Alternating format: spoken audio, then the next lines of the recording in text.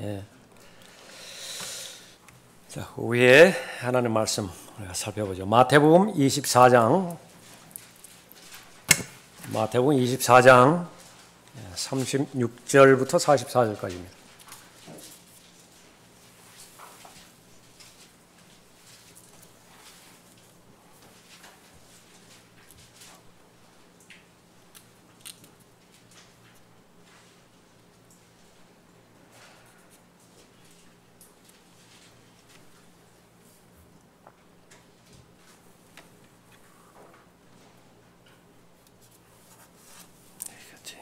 (16장이야)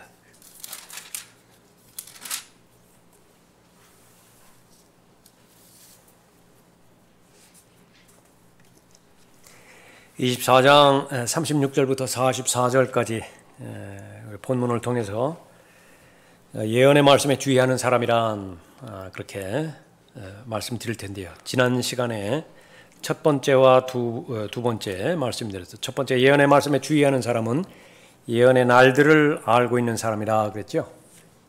예언의 날들을 잘 공부하여 알고 있는 사람입니다. 36절에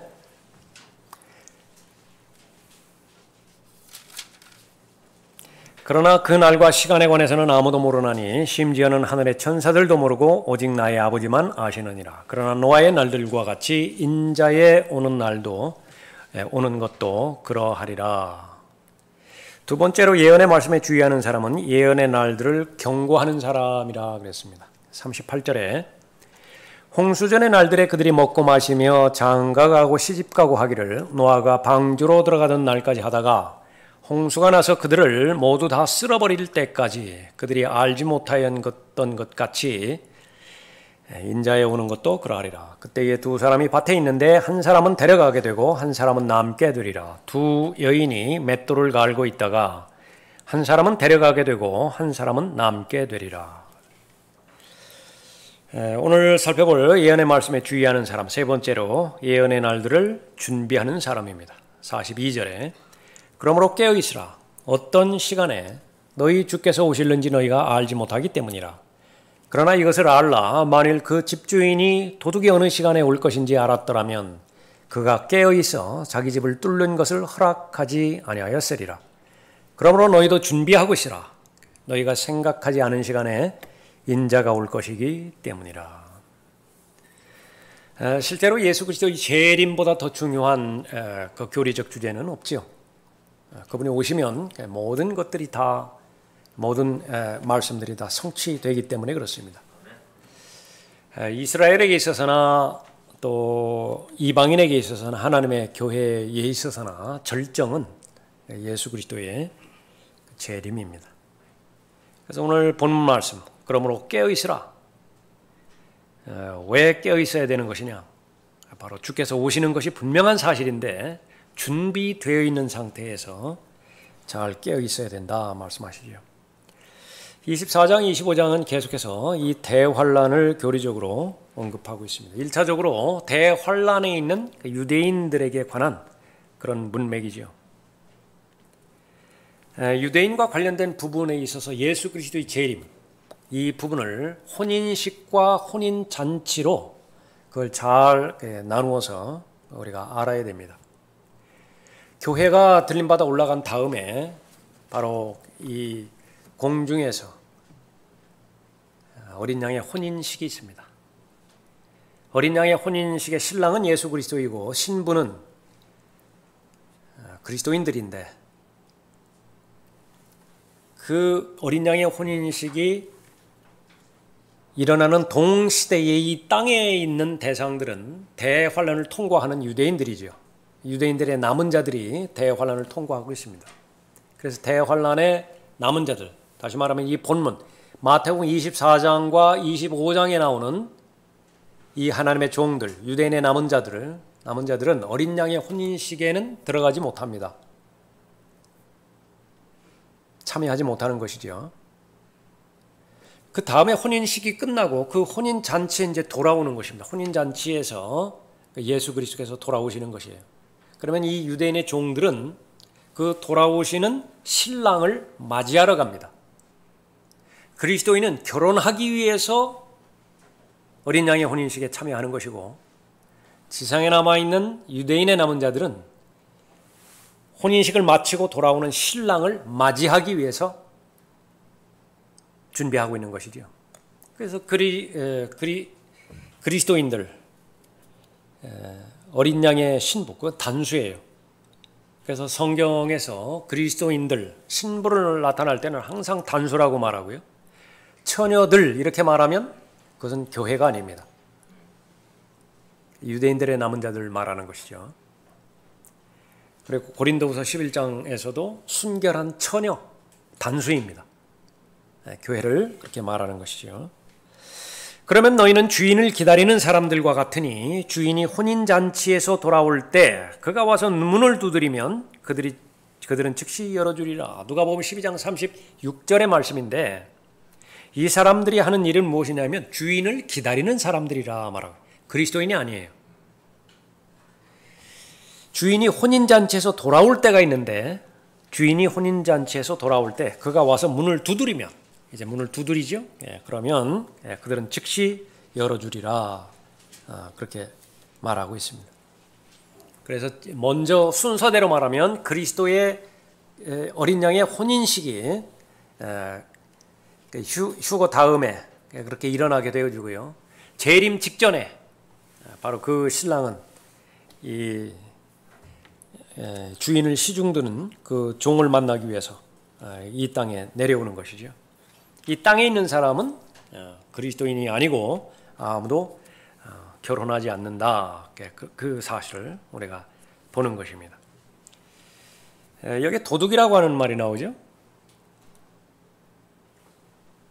43절에 그러나 이것을 알라. 만일 그 집주인이 도둑이 어느 시간에 올 것인지 알았더라면 그가 깨어있어 자기 집을 뚫는 것을 허락하지 아니하였으리라. 조금 이제 우리 말하고는 좀 뉘앙스가 좀 다른 그런 그 부분이 있을 텐데 아니에요. 43절에 보면 이 집이 있죠. 여기 집주인이 있습니다. 집주인은 누구를 맞이하는 것이냐 그러면 도둑을 맞이해요. 근데 도둑이 오는 시간을 그렇게 알면은 준비가 잘 돼 있는 것입니다. 그러니까 예수 그리스도께서 이렇게 자신의 사람들을 데리러 오는 것을 도둑의 비유를 하셨어요. 예수 그리스도께서 도둑이로 그렇게 비유를 해서 말씀하신 것입니다. 갑작스럽게 오실 수 있는 거예요. 대비하라고 말이죠. 예수님께서 십자가에 달려 돌아가셨을 때 오른쪽과 왼쪽에 누가 있었습니까? 강도 있었어요. 도둑들이에요. 같은 죄인에 그렇게 속했던 그런 부분을 그렇게 볼 수 있는 것입니다.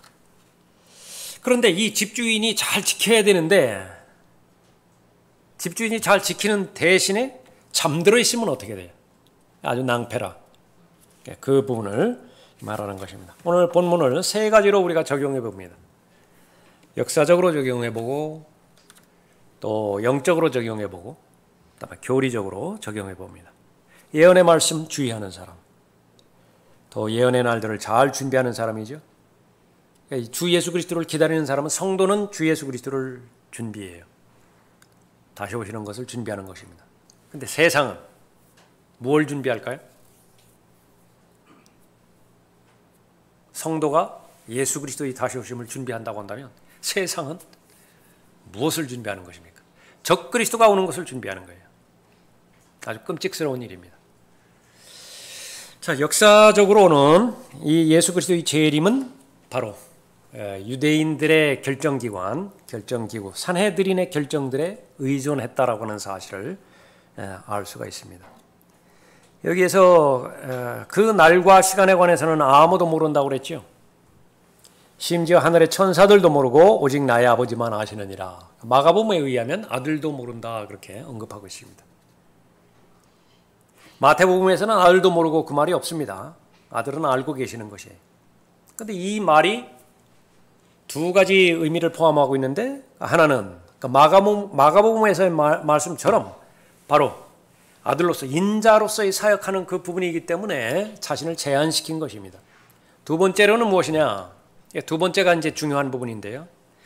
예수 그리스도의 십자가에 달려 돌아가신 이후에 예수 그리스도께서 오시는 그 시점은 변수가 다양해요. 가능성이 다 열어놓는 것입니다. 그러니까 그걸 강조하는 의미에서의 모른다라고 그렇게 표현하는 것입니다. 예. 그래서 이 부분이 어느 때에 오실는지 제자들은 알 수가 없어요. 그런데 가능성은 항상 열려 있습니다. 그렇기 때문에 주의해야 되고 기도해야 돼요. 주의해서 기도해야 된다 그렇게 말씀하고 있습니다. 유대인들이 예수 그리스도를 십자가에 못 박았을 때에 예수 그리스도는 그들을 용서했는데 그 용서라고 하는 그 의미가 바로 재림과 관련돼서 메시아와 관련돼서 용서한 내용이 초점이에요. 사도행전 2장에서 베드로가 이스라엘에게 유대인들에게 너희가 못 박은 예수가 바로 주시다. 그리스도시다. 예수는 역사적 존재 아니에요. 그들이 봤다고요. 예수라고 하는 이 사람을 내가 어떻게 하랴 그렇게 말했을 때 십자가에 못 박으소서 그렇게 버렸거든요. 그런데 문제는 이 예수가 구약에 예언되어 있는 메시아인지를 부인한 것입니다. 메시아로 부인한 거예요. 그런데 그것이 예수 그리스도께서 십자가 달려 돌아가시고 부활하신 다음에 한참 지나서 베드로가 그 십자가에 못 박은 당사자인 유대인들을 향해서 메시지를 전한 거죠. 거기에는 십자가 복음이 없어요. 사도행전 2장에는 예수 그리스도의 보혈이라든지 구속사역이라든지 속죄제물이라든지 이 부분은 단 한마디도 없어요. 하나부터 끝까지 재림이에요. 그래서 그리스도인과는 전혀 무관한, 교리적으로 전혀 무관한 요엘 2장에 있는 재림에 관련된 부분을 인용을 해서 유대인들에게 설교를 합니다.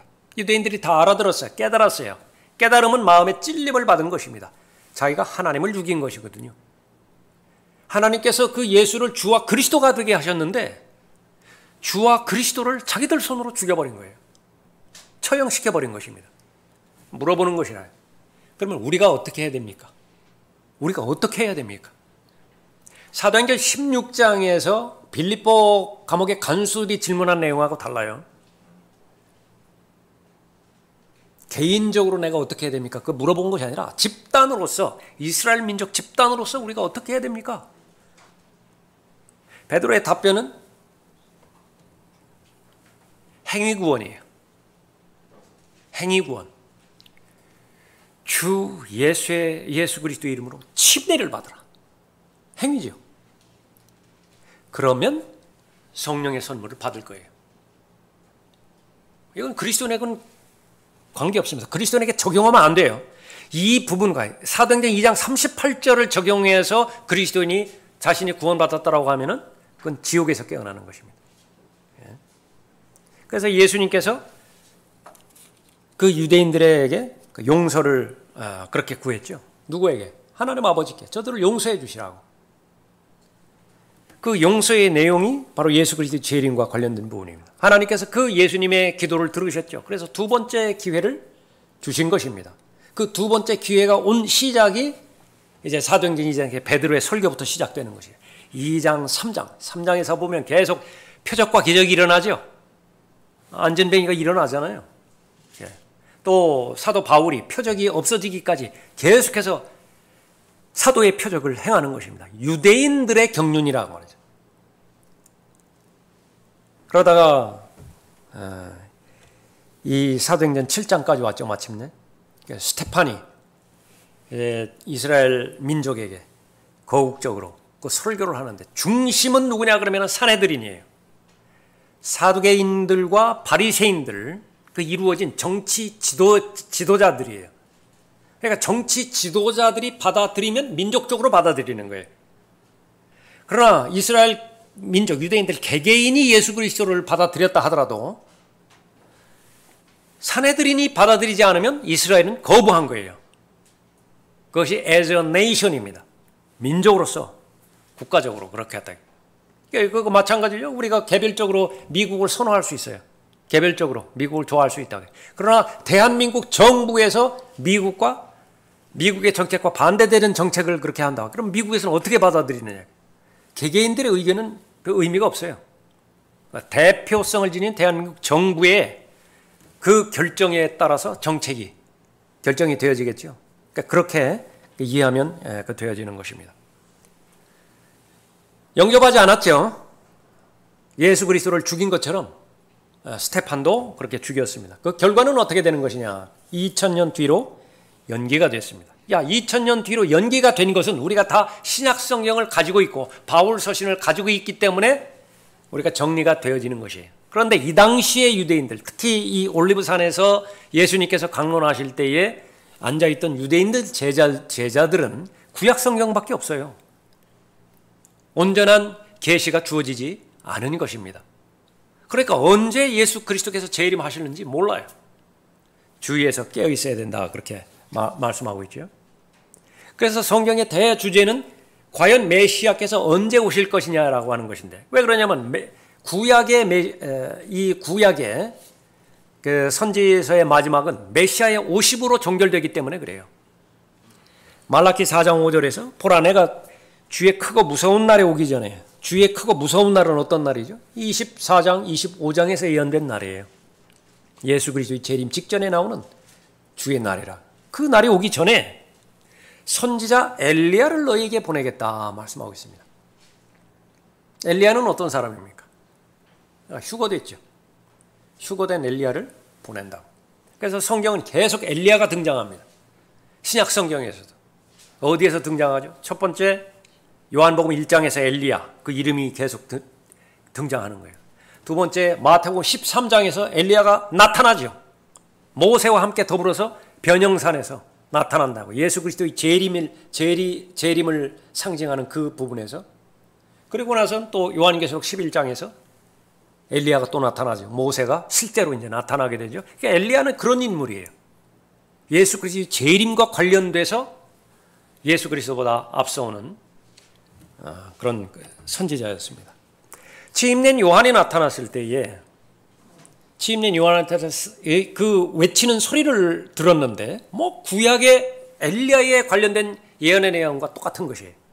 사람들은 아주 주의를 가지고서 침례 요한한테 물어봤던 것입니다. 내가 엘리야냐? 침례 요한은 말합니다. 아니라 내가 그 선지자냐? 성경에서 예언되었던, 모세를 통해서 예언됐던 그 선지자, 다시 한번 메시아냐? 아니라. 침례 요한은 부인했어요. 아니라. 그런데 예수님께서는 너희가 받아들일 의향만 있다면 무엇을 받아들이죠? 침례 요한이 선포한 메시지가 있다. 왕국에 대한 메시지. 회개하라, 천국이 가까이 왔느니라. 보라, 세상 죄를 제거하는 하나님의 어린 양이라. 메시아예요. 그러니까 받아들이면 그 침례 요한이 엘리야가 될 것이다. 그런데 그 중간 과정에서는 침례 요한이 왔는데 엘리야의 영과 엘리야의 능력을 가지고 왔어요. 그러니까 그건 분명하다. 엘리야의 영과 엘리야의 능력을 가지고 왔지만은 아직은 엘리야가 아니에요. 언제 엘리야가 되는 것이냐? 이스라엘이 침례 요한의 메시지를 받아들이면 침례 요한은 엘리야가 되는 거예요.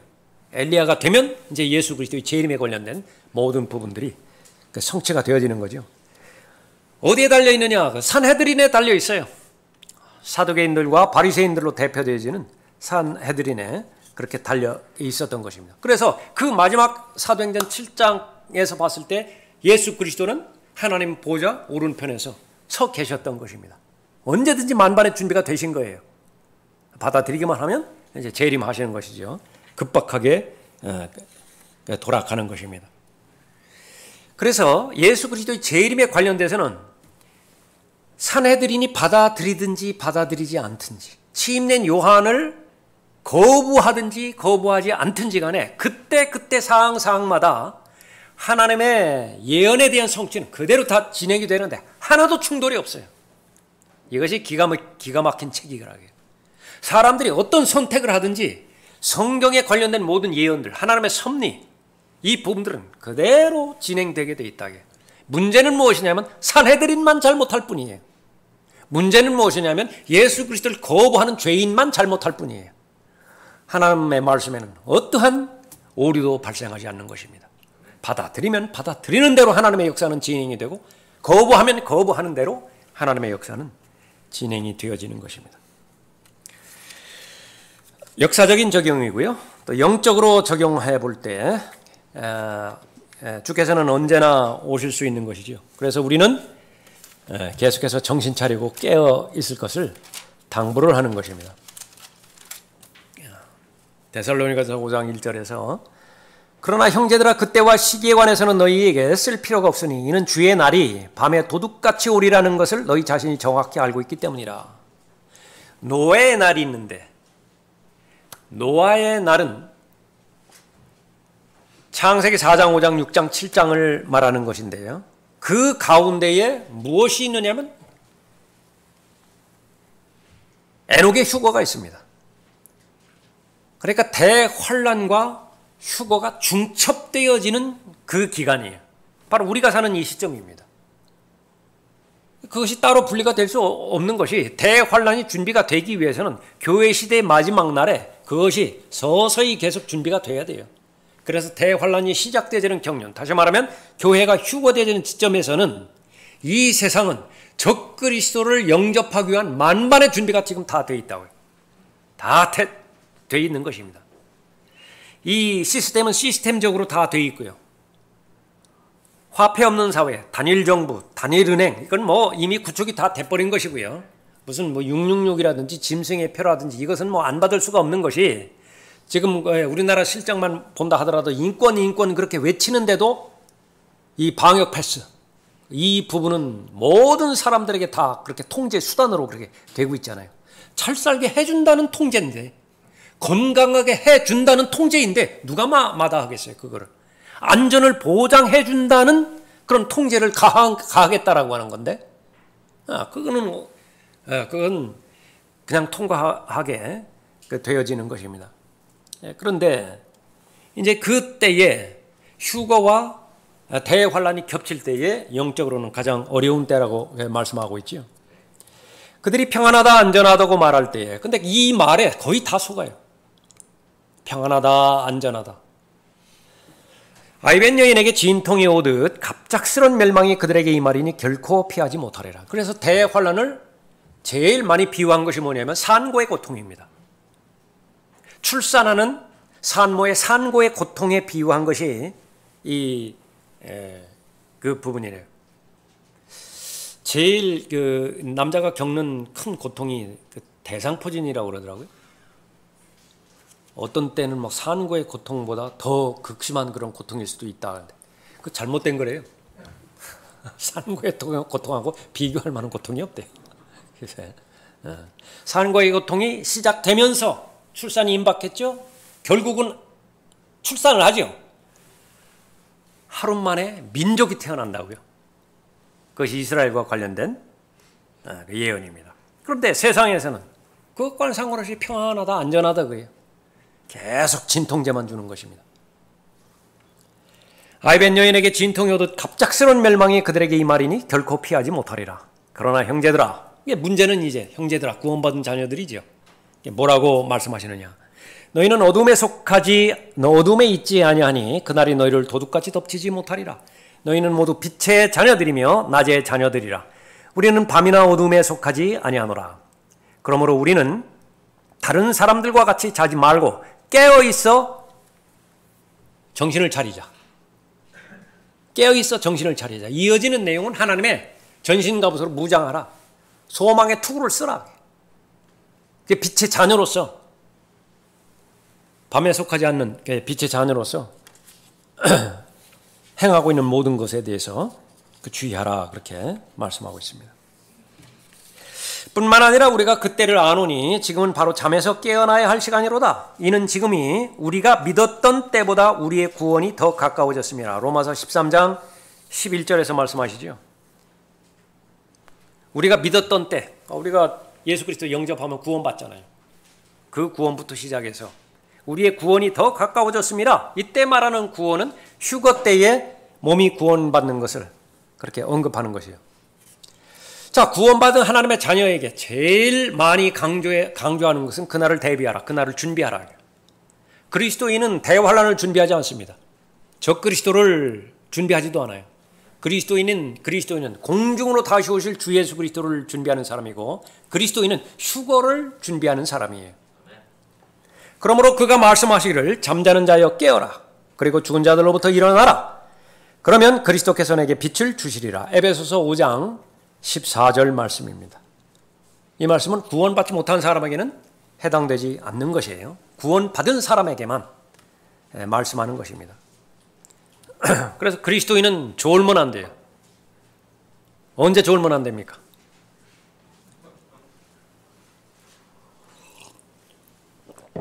경계근무 쓸 때 졸면 죽어요. 경계근무 수칙이 있죠. 야간 보초 수칙. 마음대로 상상하지 말라. 한번 사람 모습처럼 이렇게 보이면은요, 계속 보면 볼수록 사람이 돼버려요. 운전 중에 졸면 안 됩니다. 운전 중에. 우리는 계속해서 항해 중이에요. 우리는 타국인이요 나그네로서 이 땅을 통과하는 그 부분이죠. 그래서 어느 부분에 있어서도 밤에 속하지 않습니다. 밤의 자녀가 아니라 낮의 자녀인 것입니다. 지속적으로 기도하고 감사함으로 깨어 있는 것을 바로 그리스도인에게 권면으로 말씀하셨어요. 골로새서 4장 2절에서 꾸준히 기도하고 감사함으로 기도에 깨어 있으라. 근데 이 부분도 재림과 무관한 명령이 아니에요. 우리 성령의 그 열매 가운데서 절제 있죠, 절제. 그 절제가 바로 빌립보서 4장에서 보면 주께서 가까우시니라, 예수 그리스도 재림과 관련돼서 언급하고 있다는 사실을 알아야 되는 것입니다. watch, 깨어 있으라. WATCH, watch. 라카만 목사님이 이 부분들을 철자별로 분류를 해주셨어요. 여러분도 기억하시면 좋습니다. watch, 첫 번째가 W지요. 무엇에 대해서 깨어 있어야 되는 것이냐. 말들, word, 여러분의 언어 생활에 있어서 깨어 있어야 된다. 항상 말은 영이기 때문에요. 예수님께서 하신 말씀도 영이지만 여러분이 하는 말도 영이에요. 그래서 여러분이 하는 말이 사람을 살리기도 하고 사람을 죽이기도 해요. 여러분 말 안에 하나님의 말씀이 포함됐을 때는 더 말할 것도 없고, 하나님의 말씀이 포함되지 않았을 때에도 얼마만큼 위로와 격려와 소망의 말로 인해서 사람을 살릴 수 있습니까? 그러나 또 시기와 질투 가운데서, 증오심 가운데서 폐부를 찌르는 그런 말도 있죠. 사람 죽이는 거예요. 어느 때에는 그 사람 말을 듣고서 포기해버리는 경우도 있다. 언어 생활에 주의하는 것이고요. WA, 액션, 행동입니다. 행동하는데 주의해야 되고, 그 다음에는 T죠. 생각입니다. thought. 오전 성경 공부 때 우리가 살펴봤습니다. 성령의 열매, 궁극적으로는 어디서부터 시작되는 것이냐? 생각에서부터 시작되는 거예요. 그 생각이 주어졌을 때 의식적으로 하나님 편에서 생각하고요, 마귀 편에서 생각하는 거예요. 그 계속 훈련이 돼야 돼요. 마귀라면 어떻게 할 것이냐? 이 상황에서 하나님이라면 어떤 결정을 통해서 영광을 받으실 것이냐? 그것만 뚜렷한 의식 가운데서 하면은요, 거의 대부분의 문제는 쉬워요, 수월해요. 근데 그 두 부분이 배제가 되고요, 계속 내 경험과 상황, 그 부분을 상황 중심으로 눈앞에 놓여 있는 그 여건을 중심으로 하면 해결책이 안 돼요. 결정을 못 해요. 계속 결정은 유보될 것이라고 시간만 계속 까먹는 거예요. 기회를 상실할 수 있는 것이죠. 그 다음에 WATC, C, conduct. 이것은 행위들이고요. 그 다음에 마지막 H, heart, 마음입니다. 그래서 언어 생활에 있어서 우리 깨어 있어야 되고, 행동과 생각과 행위들과 마음을 성찰하는 데 있어서 깨어 있어야 되는 것입니다. 그리스도인, 다시 오실 주님을 기다리는 사람입니다. 그리스도인이 신부의 신분이라고 한다면 신부는 하나밖에 없어요. 신랑을 사모하는 것입니다. 그 신랑이 어떤 신랑이기 때문에 자기를 위해서 죽은 신랑이에요. 자기를 위해서 죽었다. 그만큼 그 이상의 사랑은 없어요. 자기를 위해서 죽을 만큼 사랑할 사랑은. 그 신랑이 이제 곧 오시는데 소망은 빨리 만나는 것입니다. 그런데 조건을 하나 둘 걸어둔다고 한다면 그거 의심스럽다. 일이 끝난 다음에 좀 신랑이 왔으면 좋겠다. 이 일이 끝난 다음 그때까지는 좀 오시는 것을 유보해 주었으면 좋겠다. 그런 거는 없어요. 아무리 급하다 하더라도, 아무리 절실하다 하더라도 그분이 오시는 것이 훨씬 더 나아요. 기다리는 사람입니다. 그 복된 소망, 곧 위대한 하나님이신 우리 구주 예수 그리스도의 영광스러운 나타나심을 기다리게 하셨음이니, 여러분이 잘 알고 계시는 디도서 2장 13절 말씀이죠. 복된 소망입니다. 하나님께서 복을 주신 소망이라. 빌립보서 3장 20절에서 우리의 시민권은 하늘에 있으므로 우리가 그곳으로부터 오실 구주이신 주 예수 그리스도를 기다리고 있으니, 영적 적용으로 주께서는 언제나 오실 수 있는 것인데 내 편에서는 너무나 좋다. 1개월 있다가 오신다. 3개월 있다가 오신다. 그것도 좋지만은 그렇게 알고 있는데 내일 모레 갑작스럽게 오셨다. 더 좋다. 너무나 좋다. 문제는 이제 깨어 준비되어 있는 상태면 돼요. 깨어 준비되어 있는 상태.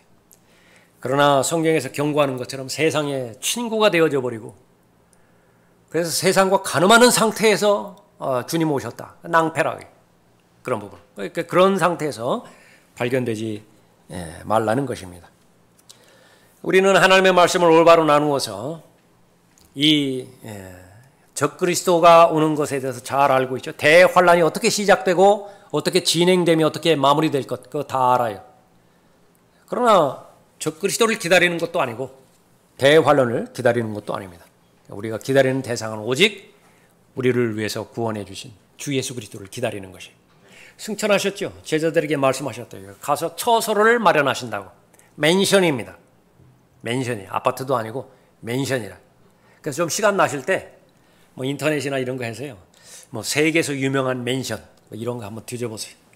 그리고 좀 흐뭇해하세요. 그런 거 보고, 그리고 유체 이탈이 가능하다면 그 속으로 들어가서 좀 누리세요.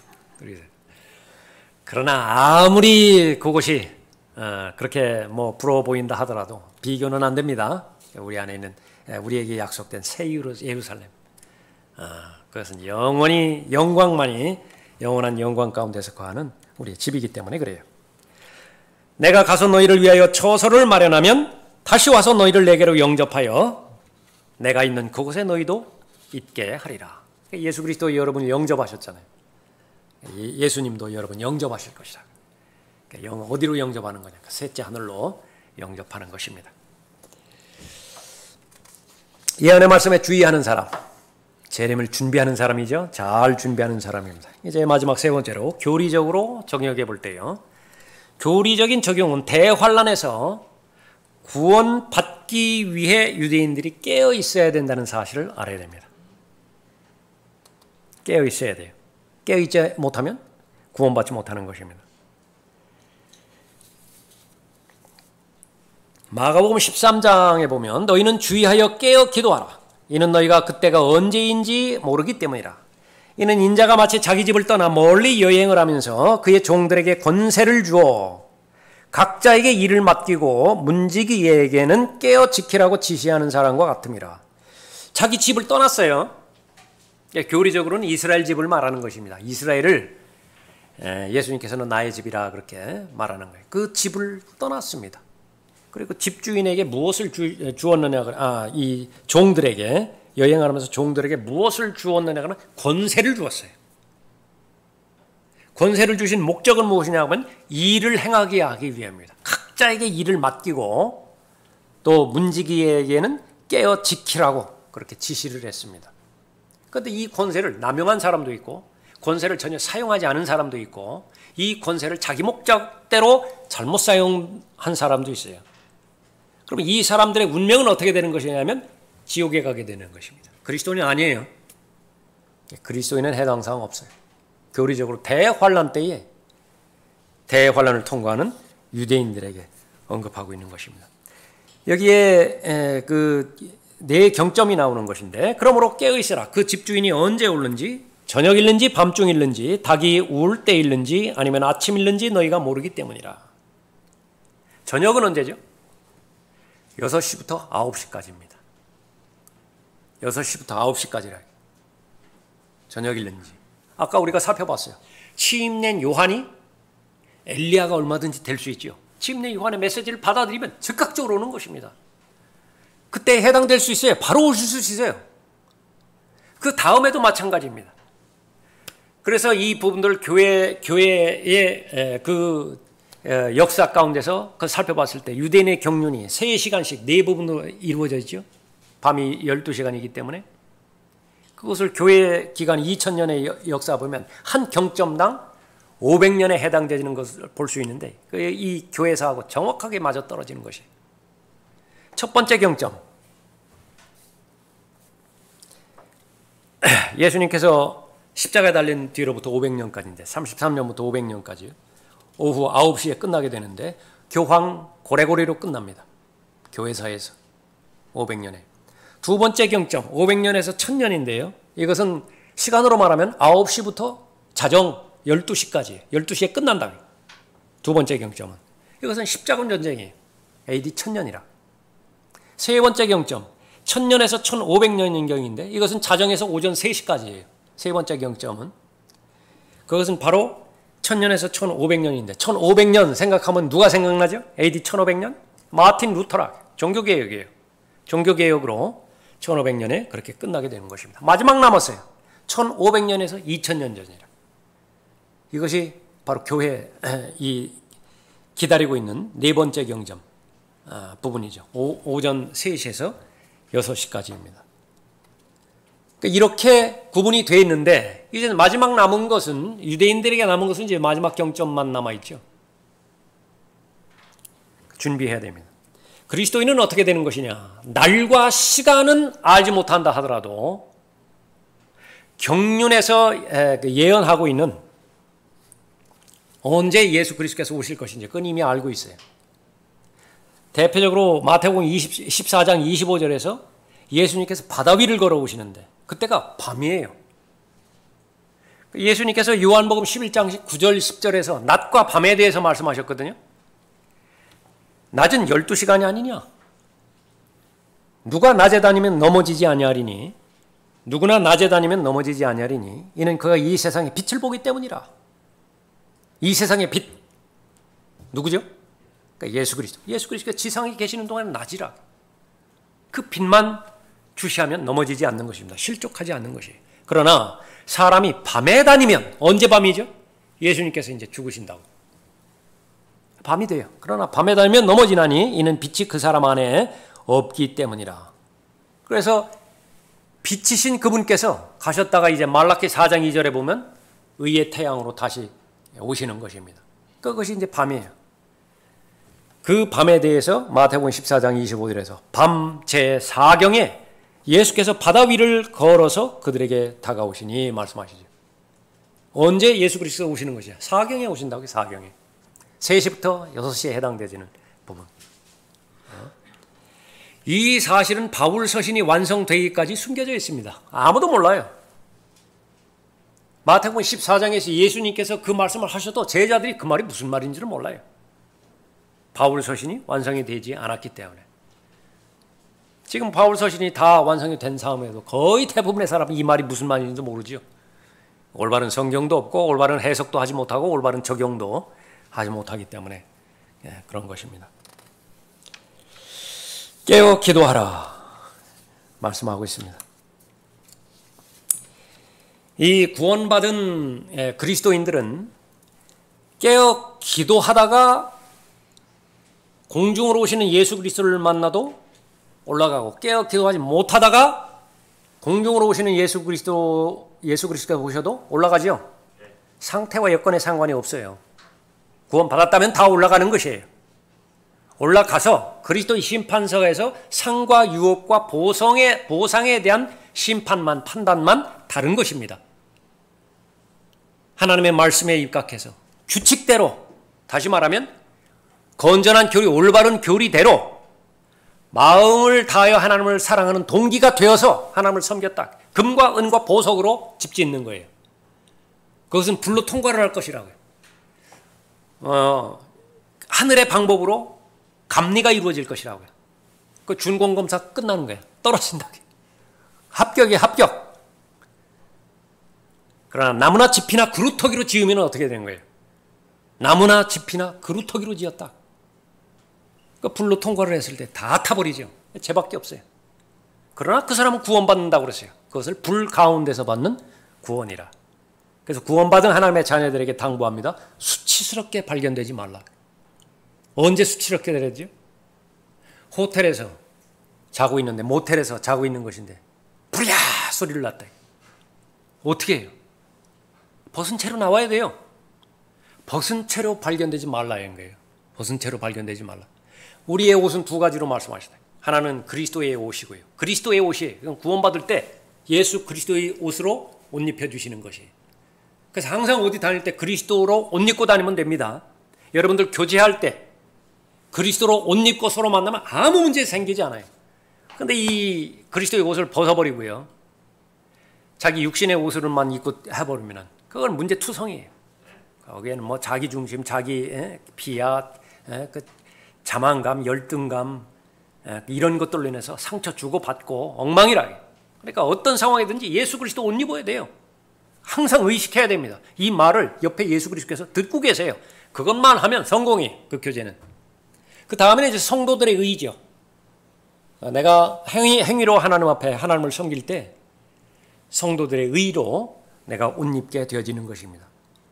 그렇게 돼서, 준비가 돼서 예수 그리스도 만나면 수치스럽게 발견되는 것도 아니고, 그렇게 벗은 채로 발견되는 것도 그렇게 아닌 거예요. 그러나 구원은 다 받는 것이에요.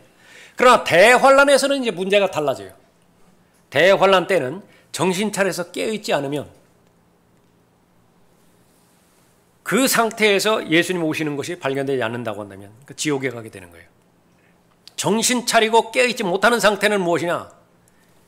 그 종들에게 권세를 주었다고 말했잖아요.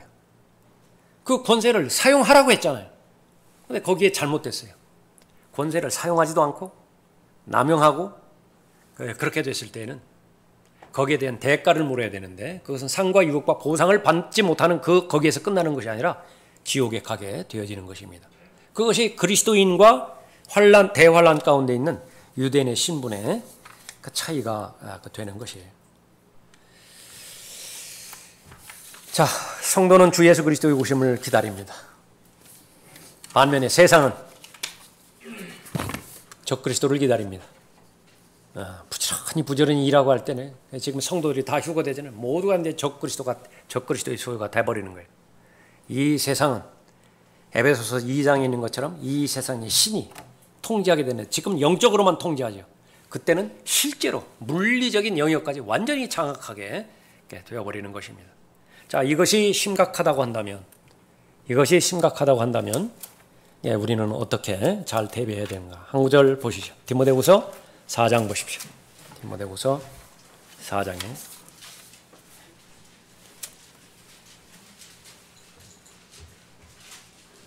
7절 보십시오.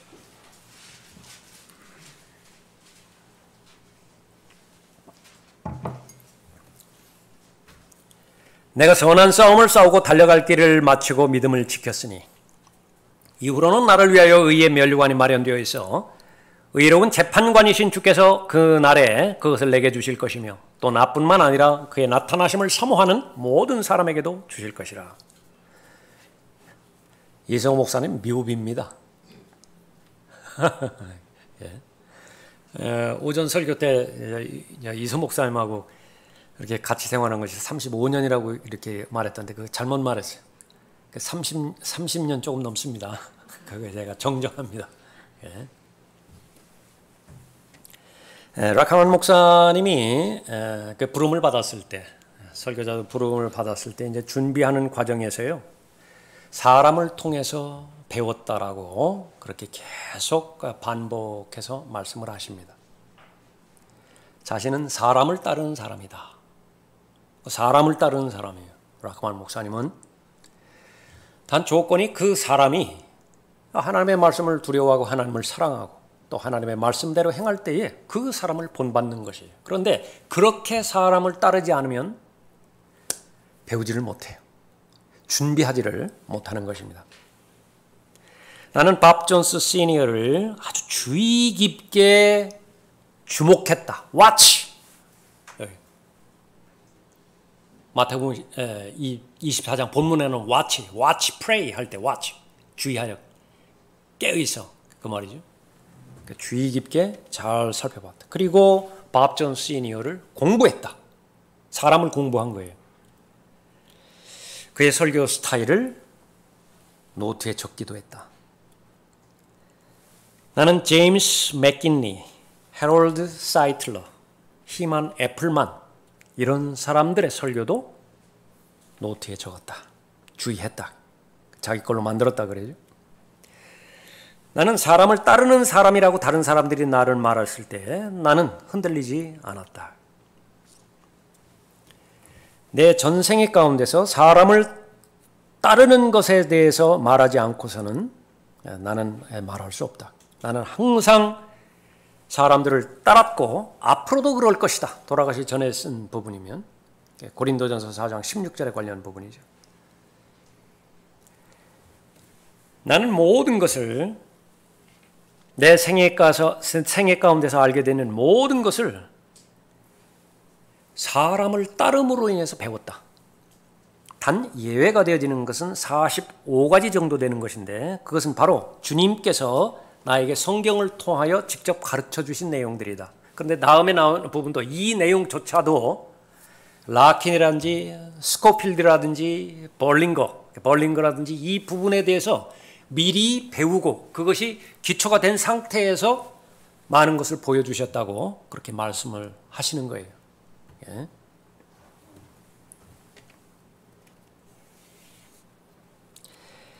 내가 사람을 따르는 사람이 아니었더라고 한다면 이 45가지 사실조차도 나는 발견할 수 없었을 것이다. 그리고 나서 계속해서 말씀하십니다. 나는 매우 주의 깊게 리 로버슨의 설교를 공부했다. 나는 매우 주의 깊게 존 R. 라이스의 설교를 준비했다. 존 R. 라이스 비평하는 그 부분도 여러분들 보셨을 거예요. 이게 분별력입니다. 분별력. 무엇이죠? 생선 먹는 거. 먹지 못하는 부분이 있죠. 발라놓으면 돼요. 살만 먹으면 되는 것이에요. 존 R. 라이스. 나는 윌리엄 워드 에이어 그리고 밥 슐러에게 많은 주의를 기울였다. 나는 브람스나 베토벤에게 심취했던 것만큼 그 밀도만큼 올리버 그린 또 E.J. 다니엘에게 주의를 기울였다. 나는 다음과 같은 사람의 설교에 아웃라인을 잡았는데 그 대지 있죠. 1번, 2번, 3번. J. 해롤드 스미스, 휴 파일, 샘 존스, B.H. 캐롤, 스펄전, 파커, 에드워드. 그 다음에 이제 읽었던 구원받기 전에 관심 있게 읽었던 그런 그 서적들이 있거든요. 그 서적에 심취하는 것보다 훨씬 더 이 사람들의 설교에 심취를 했다 그렇게 언급하고 있습니다. 이 라크만 목사님을 이소 목사님이 잘 배우셨어요. 우리는 이소 목사님의 제자들입니다. 사람을 통하지 않고는 배우지 못해요. 여러분이 이소 목사님을 아시는 만큼 여러분이 영향을 받으셨을 거예요. 잘 모르시는 분도 그렇게 있으시죠. 책들이 있습니다. 설교들이 있죠. 배우세요. 잘 들으시고 배우시고 그 다음에 여러분끼리 서로 배우세요. 여러분이 영향력을 주고받고 잘 배우시고 모임이 있는데 두 사람, 세 사람의 모임이 있죠. 그 모임에는 항상 그 수고에 대한 격려가 있습니다. 사랑에 대한 위로가 있어요. 그건 모두가 다 어디에 연결이 되느냐면 그날이 가까우면 가까울수록이에요. 그래야 의미가 있어요. 여러분들 자매님들 교제하시죠. 형제님들 교제하시죠. 우리 청년들도 교제하죠.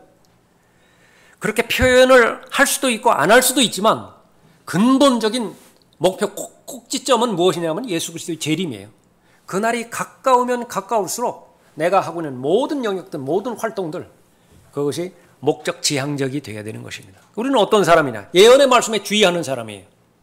그러면 예언의 말씀에 지식적으로 잘 아는 것이 반드시 의미가 있어야 되겠죠. 그러면 여러분 말씀과 기도를 통해서 여러분의 삶이 이제 건드려질 것이라고요. 여러분의 삶이 말씀에 의해서 기도에 의해서 잘 컨트롤 될 것이라고요. 준비하는 사람입니다. 여러분 형성된 믿음의 분량대로 나는 얼마만큼 올바른 방향으로 가고 있는 것인가, 나는 얼마만큼 제대로 준비하면서 준비되어지는 상태에서 길을 걸어가고 있는 것인가. 그런 여러분 책임에 다른 어떤 사람도 책임져 주지 않습니다. 다만 여러분이 물을 마시기 위해서 물가로 가는 데까지는 저를 포함해서 하나님께서 자원을 주시는 것이에요. 그러나 최종적으로 물을 마시는 것은 여러분밖에 할 사람이 없어요. 영접하는 것과 똑같죠. 아무리 많이 주변에서 도움을 준다 하더라도 최종적으로 예수 그리스도를 내 개인의 구주로 최종 결정하는 것은 여러분 자신밖에 없어요. 그러니까 마찬가지로. 그러나 하나님의 말씀은 여러분에게 확신을 주십니다. 그건 가장 잘하는 것이에요. 가장 잘하는 것이라. 가장 좋은 것들을 분별해서 최상으로 주시는 것들을 잘 분별하시는 것이기 때문에 여러분들이 지금까지 믿어보셨던 그 영역들, 실행해 오신 그런 모든 영역들 잘 유지하고요. 욕심을 조금 낸다고 한다면 조금 더 생생하게, 조금 더 인식을 가지고서 현실적으로 받아들이는 것입니다. 내가 올리브산에 앉아 있었던 유대인 제자라고 한다면 이 예수님의 말씀을 어느 정도 밀도로 받아들일 것인가? 골똘했겠죠, 아주. 이것은 현실이었습니다, 현실. 그러니까 우리도 마찬가지라. 다만 승천하신 주님께서 사도들을 통해서 신약 성경 기록자들을 통해서 우리에게 주신 말씀인데 더 확실한 예언의 말씀이라 그렇게 말씀하셨죠. 음성으로 실제로 들려주시는 것보다 더 확실하다, 이 예언의 말씀은. 여러분들이 믿으시는 것 아주 잘하시는 것이고요. 마귀는 공격한다고 하면 무엇을 공격하겠어요? 이건 분산시킬 것이라고요. 분산시킬 것이라고. 계속 희미하게 만들 것이라고. 그럴 때마다 다잡는 것이 바로 여러분이 모일 때마다 또 기도하실 때마다 말씀에 이렇게 몰입할 때마다 여러분의 마음을 성찰하시는 것입니다. 그 수고를 하나님께서 잊지 않으실 것입니다. 다 같이 일어나시겠습니다.